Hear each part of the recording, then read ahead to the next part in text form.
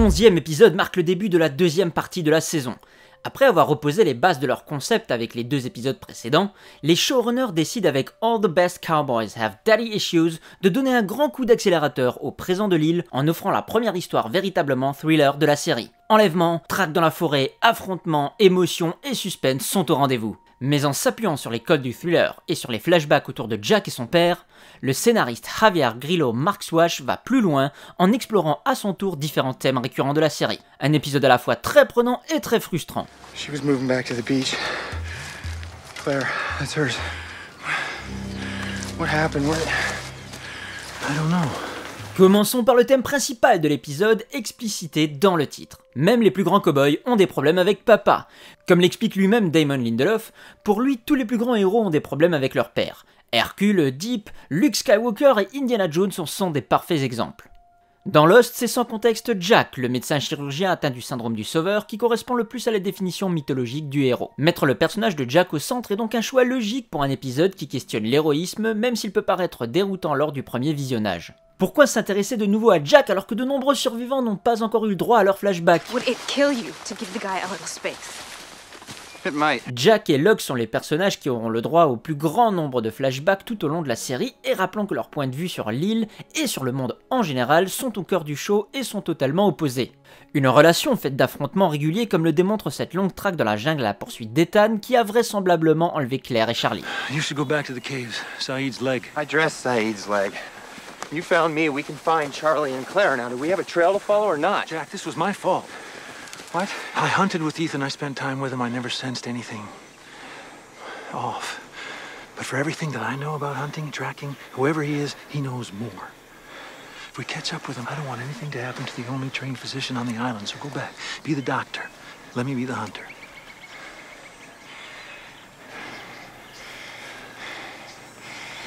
Can we go now?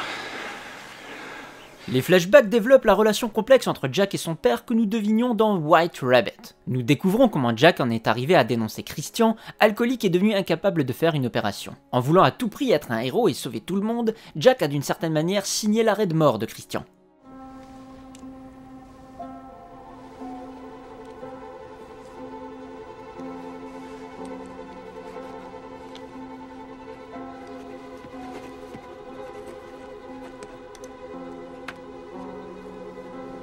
Thank you, son. Thank you. Cet événement est crucial pour comprendre le personnage de Jack et cette relation père-fils sera l'un des fils rouges de la série, le personnage de Christian et son image paternelle devenant bien plus que ce qui nous est présenté pour l'instant. Carlton Cuse nous donne également son point de vue sur la question. Pour lui, il n'y a pas plus intense qu'une relation père-fils dans un film, pas même dans la littérature. Comme dans l'épisode White Rabbit, Jack est tenté par les échecs de son père et répond avec le besoin de tout faire lui-même. Ici, Jack veut arrêter Ethan comme il a voulu arrêter son père. La construction autour du personnage de Jack dans All the Best Cowboys Have Daddy Issues, bien que plus intense et plus rythmée, est par ailleurs très similaire. Jack n'a pas réussi à sauver quelqu'un, ensuite il s'en veut, puis il court dans la jungle à la recherche de quelqu'un et de réponses, enfin il rentre sur le camp à moitié vainqueur, confirmant son statut de leader mais n'ayant pas appris de ses erreurs. Une construction d'intrigue un peu regrettable, mais qui est contrebalancée par certaines séquences vraiment marquantes. On pense ici au combat contre Ethan, sale et brutal.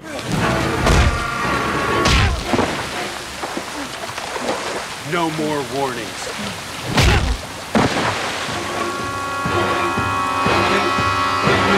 Mais aussi surtout la fausse mort de Charlie dans une scène très longue, surprenante, brillamment réalisée, sublimée par la musique de Michael Giacchino et par le talent des comédiens. Un grand travail de mise en scène de la part du réalisateur Steven Williams qui signe ici son premier épisode sur la série. Il s'imposera par la suite comme l'un des piliers, devenant coproducteur à partir de la saison 2 et réalisant au final 26 épisodes.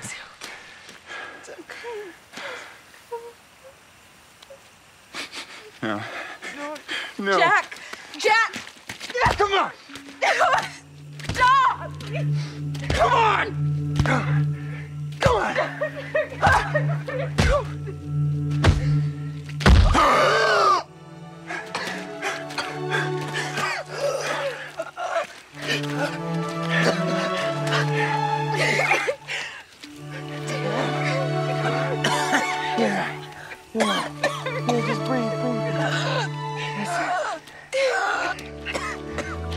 Just breathe.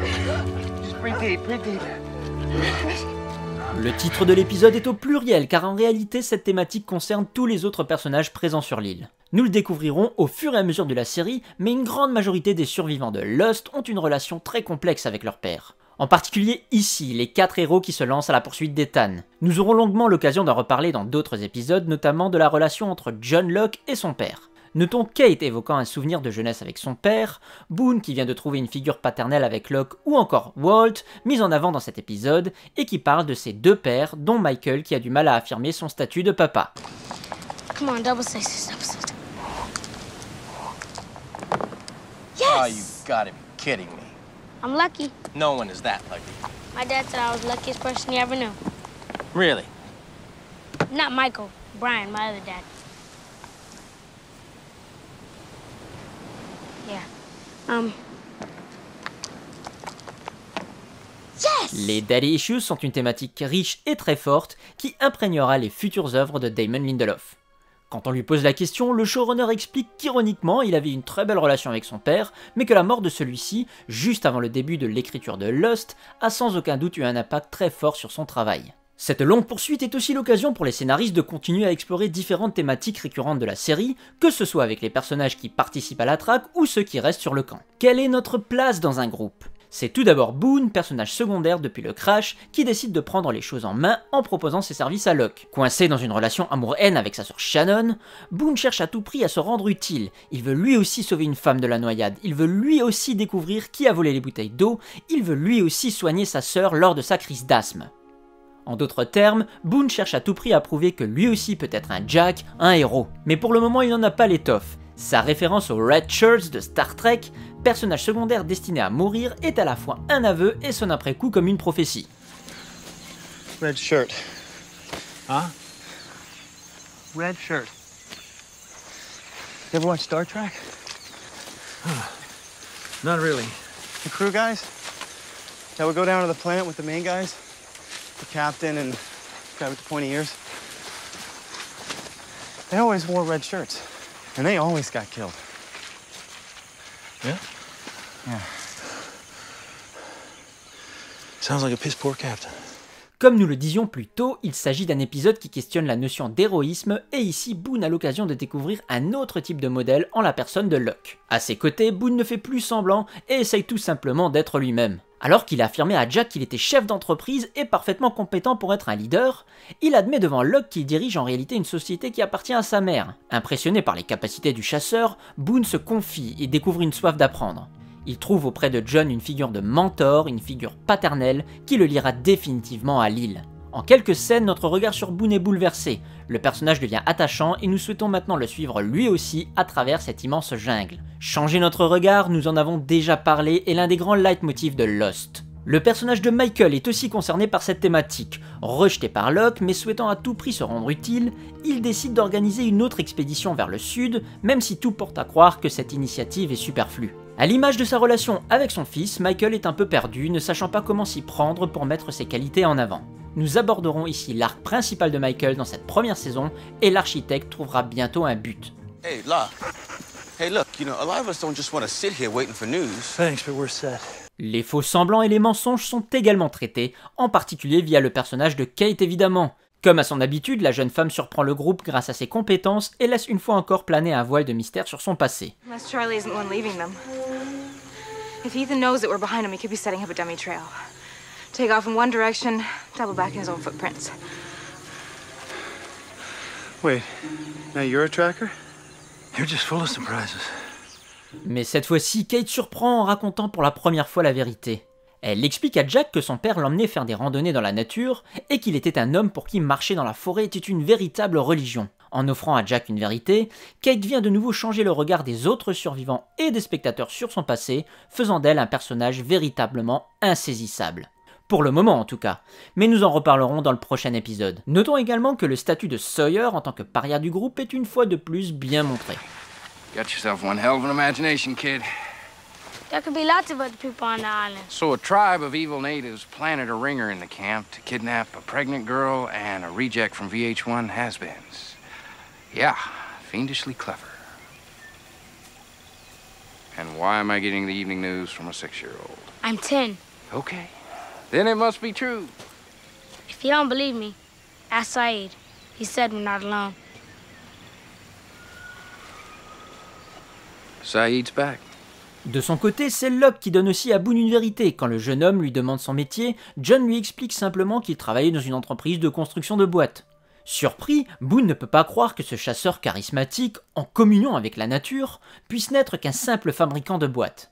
Le métier de Locke est volontairement pensé pour nous rappeler la fameuse Mystery Box de J.J. Abrams, et cette image de la boîte sera reprise de nombreuses fois tout au long de la série, en particulier pour John. Le cliffhanger de cet épisode en est d'ailleurs une parfaite illustration. En voulant rentrer sur le camp, Locke et Boone découvrent par hasard, ou parce que c'est le destin, une lucarne enfouie sous la terre, une construction humaine en plein milieu de l'île de moins en moins déserte. Présent dès l'écriture de la première Bible de la série, ce nouveau mystère deviendra un enjeu majeur de la saison et de la série en général, mais à ce stade, nous ne le savons pas encore. Qu'y a-t-il dans ce bunker souterrain ?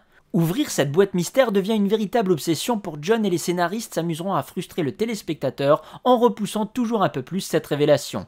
Une révélation qui forcera Lost à ne plus être qu'une série sur la survie. What is that? That's what we're gonna find out.